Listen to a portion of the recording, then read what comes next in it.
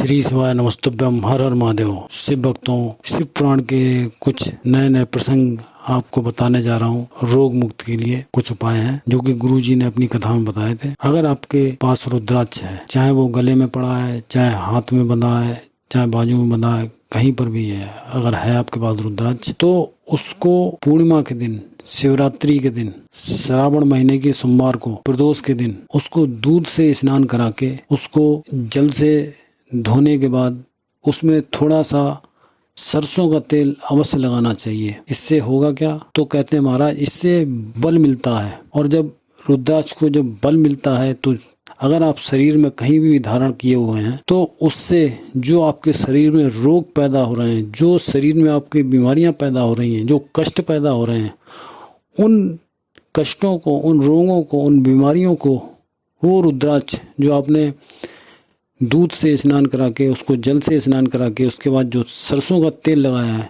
तो वो रुद्राक्ष उन सभी कष्टों को, उन सभी बीमारियों को, उन सभी रोगों को नष्ट करना शुरू कर देता है और आपके शरीर से सारी बीमारियां खत्म होने लगती हैं। अगर आप कुबेर भंडारी के सच्चे भक्त हैं तो चैनल को अवश्य सब्सक्राइब करें, बेल आइकन दबाएं और अपने प्रियजनों को ये छोटे छोटे उपाय शेयर करें, जिससे कि इन छोटे छोटे उपायों का लाभ उनको भी मिलता रहे।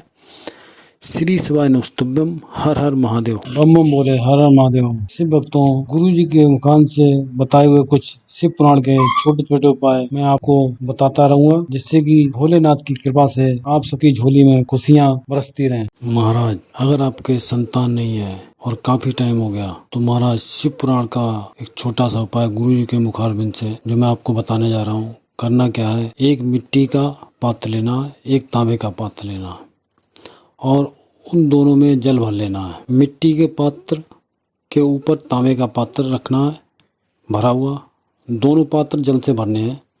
मिट्टी के पात्र के ऊपर तांबे का पात्र रखना है और उसको ढक लेना है हाथ से, और उन दोनों पात्रों को लेकर के जाना है बट वृक्ष के नीचे।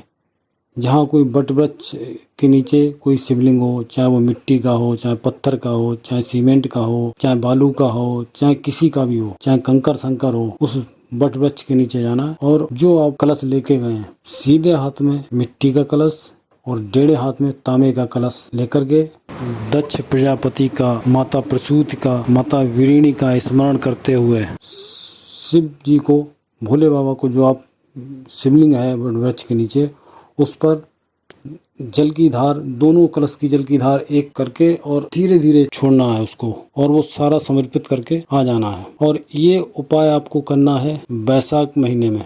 इसके अलावा किसी महीने में आप ये उपाय नहीं करते। हाँ, बैसाख महीने में शिवरात्रि पे इसको करना है। आप देखेंगे आपके घर में बच्चे की किलकारियां गूंजने लगेंगी 3 महीने के अंदर। हाँ, ये आप संपत्ति के लिए भी कर सकते हैं बैसाख महीने में शिवरात्रि पर। अगर आप बाबा के सच्चे भक्त हैं तो चैनल को सब्सक्राइब करें, बेल आइकन दबाएं और अपने प्रियजनों को भी शेयर करें, जिससे कि इन शिव पुराण के छोटे छोटे उपायों का लाभ उनको भी मिलता रहे और आगे भी ऐसे वीडियो आपको सबसे पहले मिलते रहे। प्लीज सब्सक्राइब जरूर कर दें अगर आप बाबा के सच्चे भक्त हैं। अगर आप कुबेर भंडारी को सच्चे भक्त हैं तो चैनल को अवश्य सब्सक्राइब करें, जिससे कि इन छोटे छोटे उपायों का वीडियो आपको सबसे पहले मिलता रहे। श्री शिवाय नमस्तुभ्यम, हर हर महादेव। बम बम बोले, हर हर महादेव। शिव भक्तों, गुरु जी के मुखान से बताए हुए कुछ शिव पुराण के छोटे छोटे उपाय मैं आपको बताता रहूंगा, जिससे कि भोलेनाथ की कृपा से आप सबकी झोली में खुशियाँ बरसती रहें। श्री शिवाय नमस्तुभ्यम, हर हर महादेव।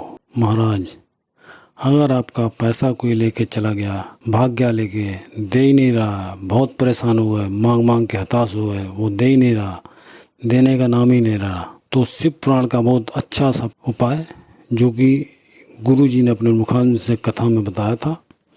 करना क्या है, बीते भर का एक सफ़ेद कपड़े का टुकड़ा लेना है, बीते भर का 10 बाई 10 इंच का टुकड़ा ले लें और उसमें 108 चावल के दाने रख लें, एक सफ़ेद फूल रख लें। अगर फूल नहीं मिलता है तो आप एक चावल का दाना अलग से रख लें और पोटली बना लें इसको। और जहाँ आपके घर में परिंदा रखा होता, जहाँ घड़ा रखा होता, मटका रखा होता, उस जगह पर बैसाख महीने में किसी भी तिथि को, चाहे वो पंचमी, छठ और सप्तमी हो, चाहे अष्टमी नवमी दशमी हो, चाहे द्वादश त्रयोदश चतुर्दश हो, कोई भी तिथि को 3 दिन के लिए आप एक कटोरी में परिंदे के पास रख दें। चौथे दिन उसको आप किसी मंदिर में ले जाएं और एक घी का दिया ले जाएं साथ में। दीप को प्रज्वलित करते समय आपको स्मरण होना चाहिए कि ये फला आदमी हमारा पैसा लेकर भाग गया है, और एक घी का दिया वहाँ प्रज्वलित करें और जो आप पोटली लेकर गए हैं वो किसी ब्राह्मण जन को दे दें। उसके साथ में जो बन पड़े आपको दक्षिणा वो दक्षिणा दे दें। ब्राह्मण जन नहीं लेता तो किसी कन्या को दे दें, सौभाग्यवती नारी को दे दें, जो इसका मूल तत्व समझता हो उसको दे दें। आप देखेंगे जो पैसा आपका लेके गया, जो लेकर भाग गया, वो स्वतः ही आपको पैसा लौटाने के लिए आपके पास आएगा। ये गारंटी है, ये शिव पुराण का अचूक उपाय है, 100% गारंटी के साथ। अगर आप कुबेरेश्वर भंडारी के सच्चे भक्त हैं तो चैनल को सब्सक्राइब करें, बेल आइकन दबाएं, जिससे कि शिव पुराण के छोटे छोटे उपाय आपको सबसे पहले मिलते रहें। और अपने प्रियगणों, अपने पड़ोसी जनों को ये छोटे छोटे उपाय शेयर करें, जिनसे उनको भी इनका लाभ मिलता रहे। श्री शिवाय नमस्तुभ्यम। हर हर महादेव।